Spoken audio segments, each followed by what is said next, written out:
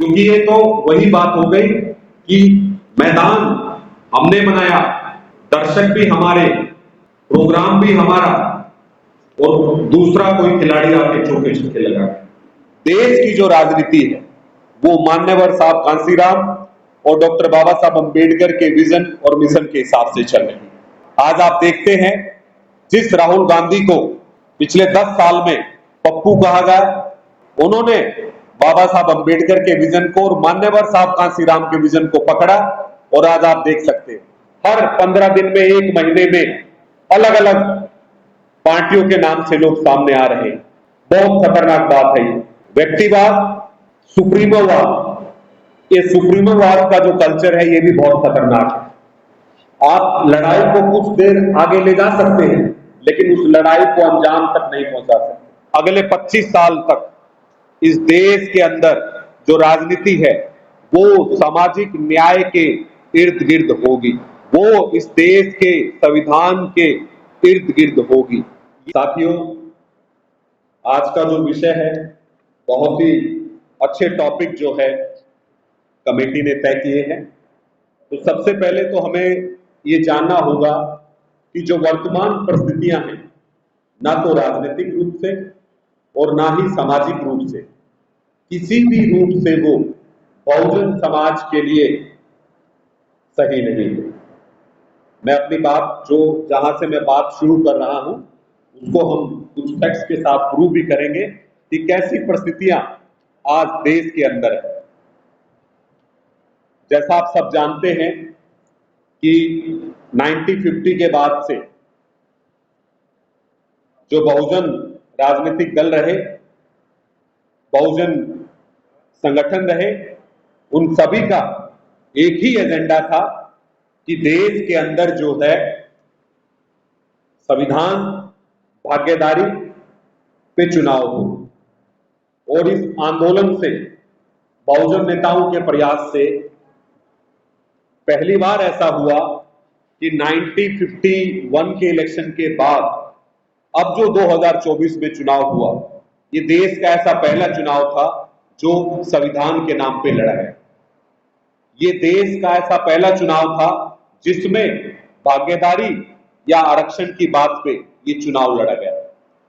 और आप सोचिए,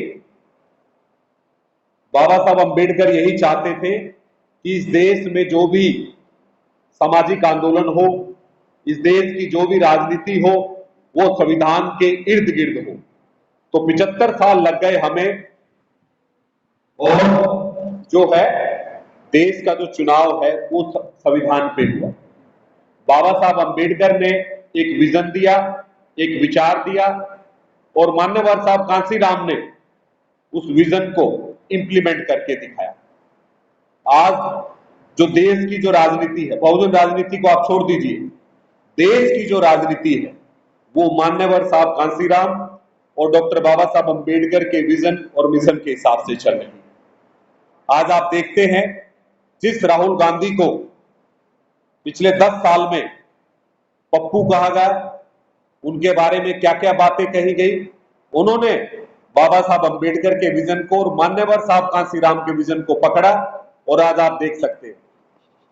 इसी तरीके से दिल्ली के अंदर आपने देखा कि एक आंदोलन हुआ लोकपाल को लेके, और एक IRS उस आंदोलन में शामिल था, और मान्यवर साहब कांसीराम की सादगी और भागीदारी के सिद्धांत को लेके वो दिल्ली का मुख्यमंत्री बन गया। मैं ये बातें इसलिए आपको बता रहा हूं कि जिन मुद्दों को लेके हमारे महापुरुषों ने आंदोलन शुरू किया था, जब उस देश का चुनाव उन मुद्दों पे हुआ तो हम कहां थे। ये है सोचने का सवाल कि हमारी जो बहुजन राजनीति करने वाली पार्टियां हैं वो कहां थी। और जबकि मुद्दा संविधान पे था, चुनाव का, आरक्षण पे चुनाव हुआ, हम कहां थे। बहुजन समाज पार्टी का क्या परफॉर्मेंस रहा, RPI क्या परफॉर्मेंस रहा, बहुजन वंचित आघाड़ी महाराष्ट्र में क्या परफॉर्मेंस था, और जो राजनीतिक दल 1-2 सीटें जीत पाए वो NDA गठबंधन के साथ। तो ये एक बहुत बड़ी चूक हम लोगों से हुई है, बहुत बड़ी चूक है। क्योंकि ये तो वही बात हो गई कि मैदान हमने बनाया, दर्शक भी हमारे, प्रोग्राम भी हमारा, और दूसरा कोई खिलाड़ी आके चौके छक्के लगा। हमारी बरसों की मेहनत ऐसी थी और उस मेहनत पे हमने पानी फेर दिया। साथियों, नया विकल्प तब खोजा जाता है जब सामने वाला विकल्प ये मान लिया हो आपने कि वो खत्म हो गया। नया विकल्प तो हम तभी खोजते हैं जब हमें ये मान लें कि भाई हमारे सामने जो विकल्प है वो खत्म हो गया है। तो मैं ये कहना चाहता हूं कि ऐसे तो जो महापुरुषों का सपना है वो पूरा होने में सैकड़ों साल लग जाएंगे। बाबा साहब अम्बेडकर ने आरपीआई बनाई, उनके जाने के बाद कितनी आरपीआई आज देश में काम कर रही है। इसी तरीके से दलित पैंथर बना, कितने उसके हिस्से हो गए, और वही परिस्थितियां आज मैं उत्तर भारत में होते हुए देख रहा हूं। तो साथियों, समझदार लोग वही होते हैं जो अपने इतिहास से सबक लें।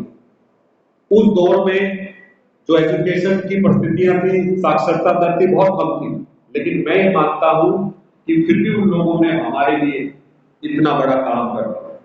आज हम शिक्षित हैं, जागरूक हैं, लेकिन व्यक्तिगत स्वार्थ में आके इस आंदोलन को हम समाप्ति की ओर लेके आ गए। तो साथियों, नया विकल्प तब खोजा जाए जब ये समझ लिया जाए कि जो वर्तमान में जो पॉलिटिकल प्लेटफॉर्म है बहुजन समाज का वो खत्म हो गया। लेकिन मेरा ये मानना है कि अगर हम सब लोग मिले, एक प्रयास करें, सभी जितने भी बहुजन समाज के अंदर जो पार्टियां हैं, जो दल हैं, वो एक हो जाए, तो इस लड़ाई को हम अगले 5 साल में जीत सकते हैं। और अगर हम एक नहीं होंगे तो मैं बहुत विश्वास से ये बात कह रहा हूं, अगले 50 साल भी आप इस लड़ाई को नहीं जीत पाएंगे। 50 साल भी लग जाएंगे लेकिन हम इस लड़ाई को नहीं जीत पाएंगे। साथियों, हमारा जो लीडरशिप क्राइसिस है वो क्यों है, उस पर भी बात होनी चाहिए। साथियों, जो ये हमारा बहुजन राजनीति है, इसके 3 बड़े कारण हैं जो मैं मानता हूं कि आज हम लोग हाशिए में आ गए हैं राजनीतिक रूप से।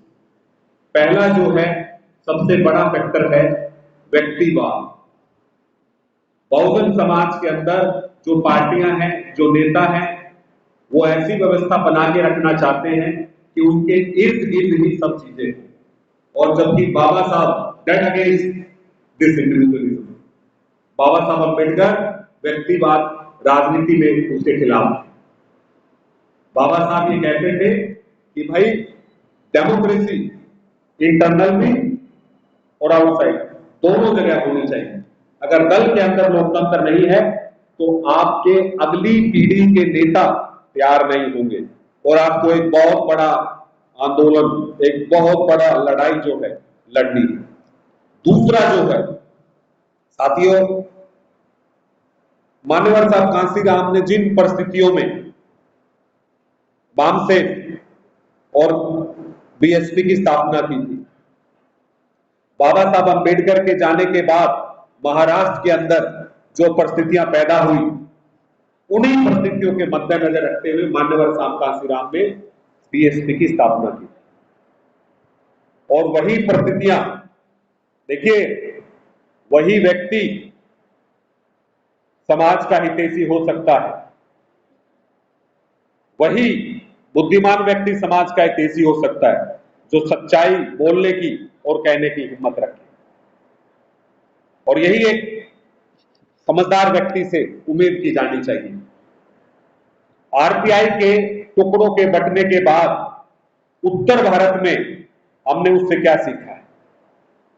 मैं देख रहा हूं हर 15 दिन में, 1 महीने में अलग अलग पार्टियों के नाम से लोग सामने आ रहे हैं। बहुत खतरनाक बात है ये। तीसरी बात, व्यक्तिवाद, सुप्रीमोवाद, ये सुप्रीमोवाद का जो कल्चर है ये भी बहुत खतरनाक है। आप लड़ाई को कुछ देर आगे ले जा सकते हैं, लेकिन उस लड़ाई को अंजाम तक नहीं पहुंचा सकते। सुप्रीमोवाद भी एक बहुत खतरनाक चीज है बहुजन राजनीति के लिए। और साथियों, इसी के अंदर मैं दोनों विषयों को मैं कंबाइन कर रहा हूं कि जो ये बहुजन समाज है 85% इसकी संख्या है, और हम बड़े जोर शोर से मंचों से इस बात को उठाते हैं कि भाई हम 85%। तो जो ये 85% जो आबादी है, कहीं ना कहीं हम इसका रसायन करने में चूक गए, कहीं ना कहीं हम इसका अर्थशास्त्र,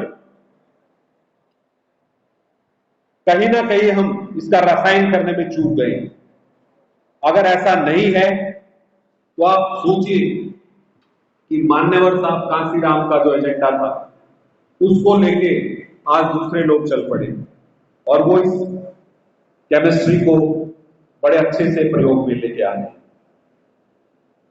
तो हमें ये 85% जो है ये संख्या, ये मैथमेटिक्स संख्या है, इसका वास्तव में हमें रसायन करना है और वो चीज हर जगह पे नजर आनी चाहिए, चाहे वो कोई राजनीतिक दल हो, चाहे उसकी लीडरशिप हो, चाहे वो कोई संगठन। हमें वो वास्तव में वो केमिस्ट्री करनी होगी। अगर वो केमिस्ट्री नहीं करेंगे तो परिस्थितियां विकट होती। उसके अलावा बाबा साहब अंबेडकर ने कॉन्स्टिट्यूशन असेंबली में एक बात कही थी, जो उनका अंतिम वक्तव्य था संविधान सभा में। उन्होंने कहा था कॉन्स्टिट्यूशनल मोरालिटी, संवैधानिक नैतिकता, कि जब तक इस देश के अंदर राजनीतिक समानता एक वोट एक आदमी से आ गई है, लेकिन ये राजनीतिक समानता भी इस देश के शासकों पे, हुक्मरानों पे तय करेगी कि वो कैसे इस देश के अंदर राजनीतिक समानता लेके आते हैं। लेकिन साथियों, वो राजनीतिक समानता भी पिछले 75 सालों में पूर्ण रूप से नहीं हो पाई। और जब हम सामाजिक और आर्थिक क्षेत्र को देखते हैं, अभी ग्लोबल इनइक्वालिटी रिपोर्ट आया, सबसे ज्यादा अगर असमानता है आर्थिक क्षेत्र में, आर्थिक जीवन में, तो वो भारत के अंदर है। पूरी दुनिया में सबसे ज्यादा आर्थिक असमानता भारत में। सामाजिक असमानता भी आपको देश में दिखाई देगी। तो बाबा साहब ने कहा था कि जो कॉन्स्टिट्यूशनल मोरालिटी है, संवैधानिक नैतिकता है, संविधान के हिसाब से चीजों को किया जाए, उसमें इस देश के जो हुक्मरान रहे वो तो पीछे छूट ही गए, और मैं बहुत खुल के कह रहा हूं, कहीं ना कहीं हम लोग भी उसमें पीछे रह गए। हम लोग भी उन मूल्यों को, जो बाबा साहब के मूल्य थे, उन पे खरा नहीं उतर पाए। ऐसा क्या कारण है कि पिछले 200 सालों में इस बहुजन आंदोलन में ज्योतिबा फूले साहब, उनके जाने के बाद सत्यशोधक समाज का क्या हुआ था? जो उनके अनुयायी थे कांग्रेस पार्टी में चले गए। आरपीआई बाबा साहब के जाने के बाद क्या परिस्थितियां पैदा हो गई। मान्यवर साहब कांसीराम के जाने के बाद आज क्या परिस्थितियां हैं। हर तीसरा आदमी नए राजनीतिक दल की बात कर रहा है। तो जब तक एक प्लेटफॉर्म इस बहुजन समाज का नहीं होगा राजनीतिक रूप से, अगले 50 सालों तक भी हम इस देश की सत्ता पे काबिज नहीं हो पाएंगे। अगर आप ऐसा कहते हैं तो मुझे लगता है आप कहीं ना कहीं समाज को भ्रमित कर रहे हैं, क्योंकि हमें अब एक और बात मैं कह रहा हूं इस प्लेटफॉर्म के माध्यम से, कि देश के अंदर जो है जातीय जनगणना होने वाली है। अब तक ये जो बहुजन राजनीति है, इस बहुजन राजनीति को आगे ले जाने का जो काम था वो आरपीआई और बहुजन समाज पार्टी ने किया, लोक जनशक्ति पार्टी ने किया। लेकिन साथियों, अब जो परिस्थितियां बन रही हैं, मैं ये कह सकता हूं कि आने वाले समय में जो पिछड़े वर्ग के हमारे भाई और बहन हैं, वो अब इस बहुजन राजनीति को लेके चले। मैं एक बहुत बड़ी बात कह रहा हूं आप आज इस मंच के माध्यम से, कि अब ये जो बहुजन राजनीति है इसको लेके पिछड़े समाज के हमारे भाई बहन चले। कारण क्या है कि वहां पे कहीं ना कहीं पे कुछ बातों को लेके सहमति है, लेकिन हम अगर यहां देखें, एक तो 15% आबादी है और ऊपर से जिस तरीके से मनुवादी ताकतें और इस देश के जो सुप्रीम कोर्ट है जिस तरीके से समाज को बांटने का काम वो कर रहे हैं, एक दूसरे के प्रति नफरत पैदा करने का काम कर रहे हैं, तो परिस्थितियां बहुत विकट है। तो एक सही मायने में जो है, मैं तो ये नहीं कहता कि एक नया पॉलिटिकल प्लेटफॉर्म बनना चाहिए, भाई हमारे पास ऑलरेडी, लेकिन उस प्लेटफॉर्म पे परिवारवाद नहीं होना चाहिए। बाबा साहब अंबेडकर के विचारों के अगर हम अनुयायी हैं तो हमें त्याग और समर्पण को लेकर आगे बढ़ना चाहिए। जिस तरीके से मान्यवर साहब कांसीराम ने भविष्य को देखते हुए लीडरशिप खड़ी की थी, वैसा ही काम आज होना चाहिए। अगर ऐसा होता है तो निश्चित तौर पे बहुजन राजनीति जो है एक अपने मुकम्मल मकाम तक पहुंच सकती है। नहीं तो अगले 50 साल तक भी हम राजनीतिक रूप से जो है, जो महापुरुषों का सपना है उसको पूरा हम नहीं कर पाएंगे। साथियों, ये तो हुई राजनीतिक रूप से बात। अगर हम सामाजिक रूप से बात करें, आज इस देश के अंदर as per my knowledge 5 lakh संगठन, 5 लाख ऑर्गेनाइजेशन जो है बहुजन समाज के महापुरुषों के नाम पे देश भर में दुनिया भर में है। तो आप सोचिए, अगर एक दो ऐसे संगठन हो, अगर उनके हाथ में चीजें हो, तो आप सोचिए कि आप इस देश में कितना बड़ा काम, कितना बड़ा आंदोलन खड़ा कर सकते हैं। आप सोचिए, या हमारे आंदोलन की मैं आपको परिस्थितियां थोड़ा बता दूं। 2018 के अंदर SC/ST एक्ट को लेके आंदोलन हुआ था। क्या किसी संगठन ने नेतृत्व किया था? नहीं किया था। किसी राजनीतिक दल ने हिस्सेदारी की थी? नहीं की थी। उसमें आप जैसे, हमारे जैसे सब लोग थे। उन्होंने उस आंदोलन को मुकाम तक पहुंचा दिया। इसका मतलब क्या है? इसका मतलब है कि ये बहुजन समाज अपने हक और अधिकार के लिए ईमानदारी से लड़ने के लिए तैयार है। लेकिन जरूरत क्या है कि जो लीडरशिप है, जो संगठन है, उनमें यूनिटी नहीं है, वही बटे हुए हैं। छोटे छोटे अपने इंटरेस्ट के लिए, छोटे छोटे फायदे के लिए वो लोग 5 लाख संगठनों में बट के इस बहुजन समाज की ताकत को, इस बहुजन समाज के आंदोलन को उन्होंने छोटे छोटे गलियों में, छोटे छोटे शहरों में, छोटे छोटे जिलों में इस ताकत को, इस संख्या को छोटे छोटे हिस्सों में बांटा हुआ है। आप सोचिए, 14 अप्रैल के दिन बाबा साहब अम्बेडकर के जन्म दिवस के उपलक्ष्य में पूरे देश के अंदर लाखों कार्यक्रम होते हैं। कितना पैसा लगता है, कितनी एनर्जी लगती है।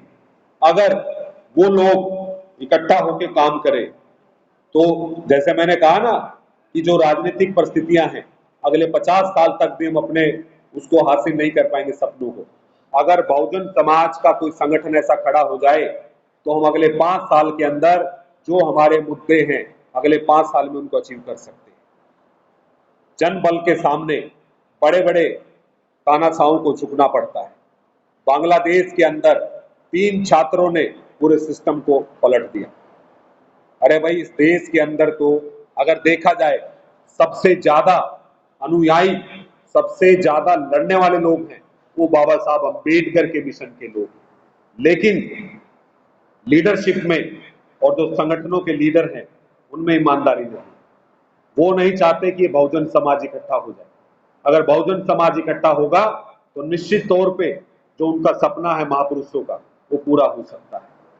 साथियों, ना तो राजनीतिक रूप से और ना ही संगठन के रूप से आज परिस्थितियां हमारे पक्ष में है, लेकिन एक परिस्थिति हमारे पक्ष में है। वो परिस्थिति क्या है कि अब मैं एक बहुत बड़ी बात कह रहा हूं, अब प्लेटफॉर्म के माध्यम से अगले 25 साल तक इस देश के अंदर जो राजनीति है वो सामाजिक न्याय के इर्द गिर्द होगी, वो इस देश के संविधान के इर्द गिर्द होगी। ये है सार्थक बात हमारे लिए आज की डेट में। राजनीतिक रूप से कहें, सामाजिक संगठनों के हिसाब से कहें तो हम लोग पीछे हैं, लेकिन जो मुद्दे हैं वो पक्ष में है, और मुद्दे और परिस्थितियां जब पक्ष में होती है तो आप एक आंदोलन से नेता खड़ा कर सकते हैं, एक आंदोलन से पार्टी खड़ी कर सकते हैं। तो ये हमारे लिए सकारात्मक बात है कि हमें मायूस नहीं होना है, हमें बस अपने हक और अधिकारों के लिए लड़ना है। जिस तरीके से हमने एट्रोसिटी एक्ट के लिए भारत बंद किया, जिस तरीके से हमने रोस्टर के मुद्दे पे भारत बंद किया, क्यों नहीं हम एक भारत बंद जातीय जनगणना के लिए करते? कैसा कर सकते हैं हम लोग? अगर ये कर सकते हैं तो निश्चित तौर पे आने वाला समय बहुत ही शानदार बहुजन समाज के लिए हो सकता है। क्यों नहीं हम एक भारत बंद इसलिए करें कि इस देश की न्यायपालिका में अफर्मेटिव भागीदारी एक्शन है। क्यों नहीं हम एक ऐसा भारत बंद करें कि इस देश के अंदर जो रिजर्वेशन का कैप है उसको 50% से आगे बढ़ा दिया जाए। अगर आप नेताओं के भरोसे बैठेंगे, सामाजिक संगठनों के भरोसे बैठेंगे, तो ये लड़ाई जो है 75 सालों से लड़ी जा रही है और इसकी समय सीमा लंबी हो जाएगी। तो मैं एक बार फिर से बहुजन स्वाभिमान संघ को ये बधाई देता हूं कि उन्होंने एक बहुत बेहतरीन कार्यक्रम इन परिस्थितियों में आयोजित किया है। विचारों से ही समाज के अंदर परिवर्तन होता है और हमेशा से परिस्थितियां विकट रही हैं, और जब जब विकट परिस्थितियां रही हैं कोई ना कोई महापुरुष इस बहुजन आंदोलन में सामने निकल के आया है, चाहे वो ज्योतिबा फूले हो, साहू जी महाराज हो, बाबा साहब अम्बेडकर हो, मान्यवर साहब कांसीराम हो। हर बार परिस्थितियां विकट हुई है तो एक बड़ी लीडरशिप, एक बड़ी सोच के साथ हमारा ये आंदोलन आगे बढ़ा है। इन्हीं मंगल कामनाओं के साथ मैं अपनी बात को खत्म करूंगा। और मैंने एक प्रयास किया है, कोई भी आदमी संपूर्ण नहीं होता, कोई भी आदमी परफेक्ट नहीं होता, वो हमेशा सीखता रहता है। मैंने जो अध्ययन किया है अपने अनुभव के आधार पे कुछ चीजें आपके साथ साझा की है। तो साथियों, आपने मुझे मौका दिया, उसके लिए आभार। जय भीम, जय भारत, जय सामाजिक न्याय, जय संविधान।